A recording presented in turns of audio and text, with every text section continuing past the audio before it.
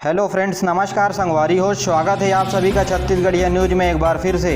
ये जानते हैं प्रदेश की 10 महत्वपूर्ण काम की खबर जो आपके लिए जान लेना जरूरी होता है, जिसमें आज की पहली बड़ी खबर है छत्तीसगढ़ में वैक्सीन के ग्लोबल टेंडर को लेकर के सरकार के खिलाफ हाई कोर्ट में पीआईएल याचिका दायर की गई है। वकील शैलेंद्र दुबे ने सरकार के खिलाफ जनहित याचिका लगाई है हाई कोर्ट में। वैक्सीन उत्पादकों से सीधे वैक्सीन खरीदने की मांग इस याचिका में की गई है। वैक्सीन खरीदने को लेकर ग्लोबल टेंडर के बारे में हाई कोर्ट ने 7 दिनों के भीतर सरकार से जवाब मांगा है। आपको बता दें कि उड़ीसा, महाराष्ट्र, कर्नाटक जैसे कई बड़े राज्य ग्लोबल टेंडर जारी कर दिए हैं विदेशों से वैक्सीन खरीदने के लिए। तो बता दें, सरकारी आंकड़े के अनुसार 21 मई तक 50,82,000 लोगों को वैक्सीन लगी। अगर ऐसे ही चलता रहा वैक्सीनेशन कार्यक्रम तो 1.5 से 2 साल लगेंगे करीब 2,90,00,000 लोगों को वैक्सीन लगाने के लिए।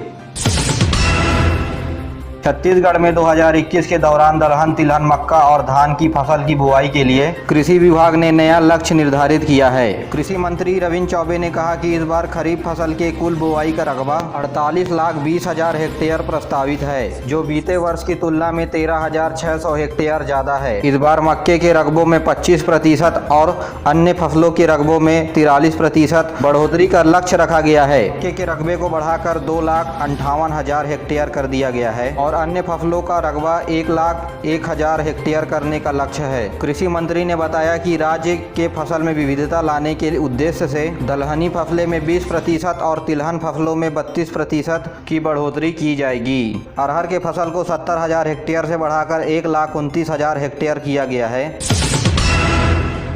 छत्तीसगढ़ में मुख्यमंत्रियों के 2.5 साल के कार्यकाल की मुद्दा को लेकर के अब कृषि मंत्री रविंद्र चौबे का बयान सामने आया है। उन्होंने स्पष्ट किया है कि छत्तीसगढ़ में 2.5 साल का कोई फार्मूला नहीं है। भूपेश बघेल के नेतृत्व को ही 5 साल का जनादेश मिला है और छत्तीसगढ़ के किसान, गरीब मजदूर के चेहरों में ही भूपेश बघेल खुशी लाएंगे। उन्होंने आने वाले समय में भी स्पष्ट किया है कि मुख्यमंत्री भूपेश बघेल के नेतृत्व में ही छत्तीसगढ़ की सरकार चलेगी।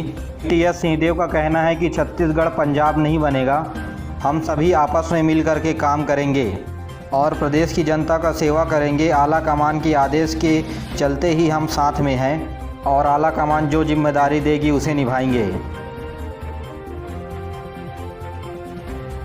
रायपुर समेत पूरे छत्तीसगढ़ में 54 दिनों के बाद अनलॉक हो गई हैं शराब की दुकानें। देसी शराब दुकान खोलने के बाद विदेशी शराब दुकान खोलने की अनुमति दे दी गई है। इसके लिए आबकारी विभाग ने आदेश जारी करते हुए कहा कि सुबह 9 बजे से रात 10 बजे तक शराब दुकानें खुले रहेंगी और खोले गए अंग्रेजी शराब की दुकानों को कोरोना की गाइडलाइन का सख्ती से पालन करना होगा। छत्तीसगढ़ में ब्लैक फंगस के मरीज मिल रहे हैं। बीते दिनों यानी शुक्रवार को बिलासपुर के सिम्स हॉस्पिटल में 3 ब्लैक फंगस के मरीजों को भर्ती किया गया, जिसके साथ ब्लैक फंगस के मरीज प्रदेश के हर दूसरे जिले में मिल रहे हैं। प्रदेश में अब तक के ब्लैक फंगस के मरीज 200 के पार हो चुके हैं। रायपुर एम्स में 135 मरीज इलाज करवा रहे हैं, जिसमें से 64 लोगों का ऑपरेशन भी हो चुका है। आलम यह है कि मरीजों को दी जाने वाली एम्फोटेरल डी इंजेक्शन नहीं मिल पा रही है। इसके बाद सरकार की तमाम व्यवस्थाओं के बाद भी अव्यवस्था दिखाई दे रही। देश के सभी युवाओं को राष्ट्रीय शिक्षा मंत्रालय ने बड़ी राहत दी है, जिसमें छत्तीसगढ़ भी शामिल है। जी हां, शिक्षा मंत्रालय ने राष्ट्रीय पात्रता परीक्षा यानी टीईटी टेट की योग्यता प्रमाण पत्र की वैधता की अवधि को आजीवन बढ़ा दिया गया है। जी हां, प्रत्येक 3 साल में डीएड बीएड की परीक्षाओं के बाद टीचर एबिलिटी टेस्ट लिया जाता है। लॉकडाउन की वजह से इस साल टेट की परीक्षा नहीं हो पाई है, जिसके बाद इसकी वैलिडिटी को बढ़ा दिया गया है। जी हां, यह टेट की परीक्षा 10 साल पहले 1 जनवरी 2011 से लागू किया गया था। देश के शिक्षा मंत्री निशंक ने बताया कि टेट की परीक्षाओं की सर्टिफिकेट की वैलिडिटी को 7 साल बढ़ा दिया गया है। जी हां, निश्चित ही प्रदेश में शिक्षक भर्ती परीक्षाओं में भाग लेने वाले अभ्यर्थियों के लिए राहत भरी खबर है।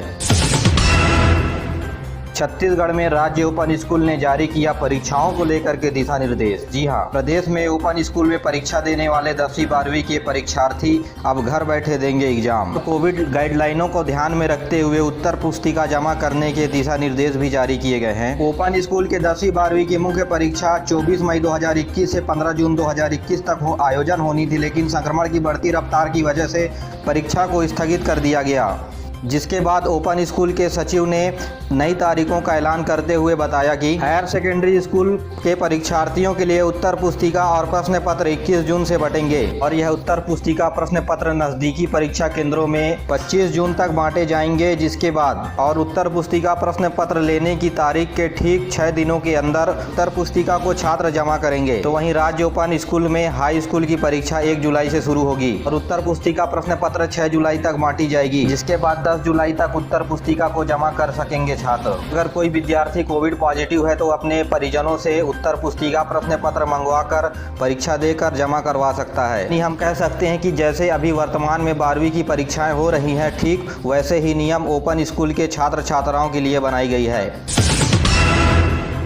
वहीं छत्तीसगढ़ के मुख्यमंत्री भूपेश बघेल ने बड़ी घोषणा की है और उस बात पर अमल करते हुए शहरी गरीब को मिलेगा सर्व सुविधा युक्त पक्का आवास। जी हां, नगरीय निकायों के 138 परियोजनाओं में बनने वाले 34,308 आवासों के लिए 1,066 करोड़ 18 लाख रुपए की स्वीकृति दी गई है। इस राशि की लागत से रायपुर समेत प्रदेश के सभी नगरीय निकायों में 36,177 आवासों का निर्माण किया जाएगा। इसके अतिरिक्त केवल रायपुर में 122 करोड़ रुपए की लागत से 1869 आवास सर्व सुविधा युक्त बनेंगे। बनने के बाद शहरी गरीबों को यह आवास दिया जाएगा। आवास के साथ साथ हितग्राहियों को मूलभूत सुविधाएं, बिजली, पानी, सड़क आदि की सुविधा उपलब्ध कराई जाएगी। इससे गरीबों की आर्थिक स्थिति को सुधारने का प्रयास प्रदेश सरकार के द्वारा किया जा रहा है।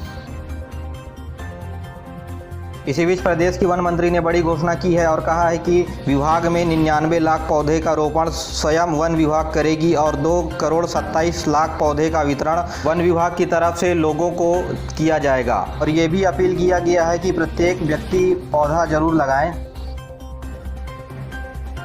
छत्तीसगढ़ के डीजीपी डीएम अवस्थी ने 500 से अधिक कोरोना वॉरियर्स का सम्मान किया और कहा कि जान की परवाह किए बगैर पुलिस ने निभाई फ्रंट लाइन वॉरियर की भूमिका। पुलिस विभाग की प्रशंसा करते हुए कहा कि पुलिस ने न केवल लॉकडाउन के दौरान कानून व्यवस्था संभाली बल्कि धैर्य का भी परिचय दिया। 500 से अधिक अधिकारी और पुलिसकर्मियों को प्रशस्ति पत्र ऑनलाइन देकर सम्मानित किया। हाई कोर्ट ने सीजी टीका पर आ रहे दिक्कतों को दूर करने के लिए सरकार को आदेश दिया है। याचिकाकर्ता ने बताया कि कोविशील्ड का टीका लगवाने वाले लोगों को कोवैक्सीन का सर्टिफिकेट दिया जा रहा है। इस समस्या को जल्द ही दूर करने के आदेश हाई कोर्ट ने दिया है। लगातार हाई कोर्ट कोरोना की समस्याओं पर सुनवाई कर रहा है। छत्तीसगढ़ के रायपुर के माना शराब भट्टी के पास पेड़ पर लटकती हुई युवक की लाश मिली है। युवक की लाश को 2 से 3 दिन पुराना बताया जा रहा है। वेदराम ठाकुर के रूप में पुलिस ने इसकी पहचान की है। सरगुजा पुलिस में पदस्थ एक प्रधान आरक्षक के कारनामे ने पुलिस को फिर से शर्मसार किया है। पूरे मामले में आला अधिकारी के संज्ञान लेने पर 5 लोग सलाखों के पीछे जाने से बच गए। कुन्नी चौकी क्षेत्र में 2 अधिकारी कर्मचारियों के बाइक और कार जला दी गई थी और इस मामले की पड़ताल प्रधान आरक्षक मनीष पांडे ने की। उन्होंने आगजनी के मामले में 5 लोगों को गिरफ्तार भी किया था और जेल भेजने की तैयारी भी कर ली गई थी। इस आरक्षक के रंजिशपूर्ण रवैये को देख करके एसपी ने जांच टीम बिठाई और पता चला कि जांच के बाद आरक्षक पर लगाए गए सभी आरोप सही पाए गए। इसके बाद आरक्षक ने पुलिस जांच टीम के खिलाफ सोशल मीडिया में आपत्तिजनक पोस्ट किया। जांच में निर्दोष लोगों को फंसाने और अधिकारियों पर आरोप लगाने का खुलासा हुआ, जिसके बाद आरक्षक को थाना सिविल लाइन में अटैच कर दिया गया है।